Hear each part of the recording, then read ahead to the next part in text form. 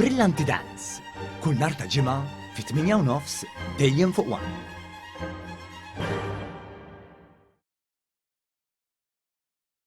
Mario Farrugia u Clint Cauchi ta' 52 u 38 sena rispettivament ingħataw sentenza ta' 3 snin probation wara li nstabu ħatja li wettqu diversi serqiet. L-akkużi jmorru lura l-2018 meta fawwissu kienu serqu żewġ karozzi u mutur fost l-oħrajn u ma kienu akkużati wkoll li huma reċedivi.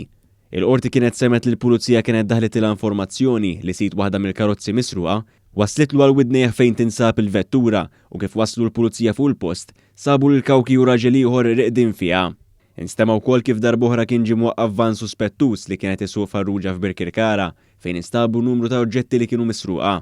Floti tas-sentenza l-qorti kkunsidrat il-fatt li dak iż-żmien tar-reati l-imputati kellhom problema ta' droga iżda rnexxielhom jindirizzawha hekk kif qed jaħdmu biex itejbu ħajjithom.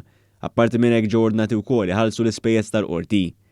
Artan Koku ta' 30 sena ammetta li ma rexxixet f'kawża kontra Daniel Muka u oħra kontra Bektash Muka brabta ma serqa bl-armi minn Diamonds International fl-2017.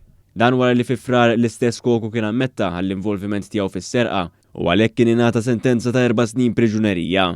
Bħalissa Koku qiegħed jistenna sabiex jiġi deportat lejn l-Albanija. Il-qorti mistennija tagħti sentenza brabta mal-fatt li Koku ma jrixxixet fiż-żewġ kawżi aktar tard dan ix-xahar. Publius Sajt ta' 73 sena nħeles mill-arrest wara li x-xahar li għadda huwa ġimixxi li kellu fil-possess tiegħu u anke xerret pornografija ta' tfal.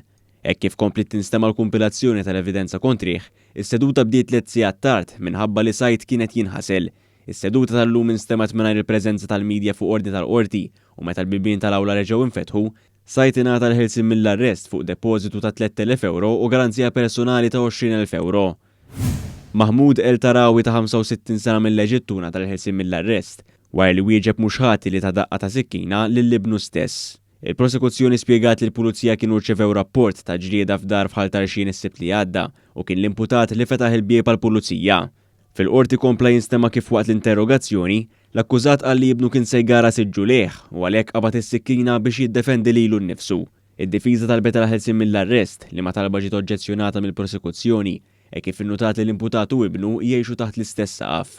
Id-difiża stqarret li l-kunjata tal-akkużat kienet qed toffri li El Tarawi jgħix fi proprjetà tagħha f'Raħal ġdid. Il-qorti laqgħet it-talba tal-ħelsien mill-arrest fuq depożitu ta' 400 euro u garanzija personali ta' 5,100 euro u ħarġet ukoll ordni ta' protezzjoni favuri ben l-imputat.